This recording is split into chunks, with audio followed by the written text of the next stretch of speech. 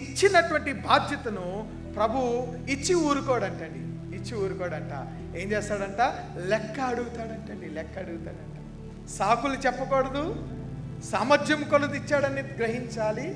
బాధ్యతగా నిర్వర్తిస్తూ మనం ఏం మనసులో ఉంచుకోవాలంటే, మరలా దేవుడు లెక్క అడిగితే లెక్క అప్పగించడానికి నీవు సిద్ధంగా ఉన్నావా? మత్తయి సువార్త 25:19 బహుకాలమైన తర్వాత ఆ దాసులైనటువంటి వారి గురించి యజమానుడు వచ్చి వారి యొద్ద ఏం చూచుచున్నాడంట? లెక్క చూచుచుండెను అని వ్రాయబడింది. ఆ యజమానుడు బాధ్యతను అప్పగించి ఈ ఆస్తంతటిని సంరక్షించాలి అని 5, 2, 1 తలాంతులు ఇచ్చి మీరు సంరక్షించి అభివృద్ధి పొందండి, మరలా నేను మీ దగ్గరికి వచ్చినప్పుడు మీరు లెక్క అప్పగించాలని అన్నాడు. ప్రియమైనటువంటి దేవుని బిడ్డలారా, ఇచ్చినటువంటి బాధ్యతను ఆయన ఏం చేస్తాడంట?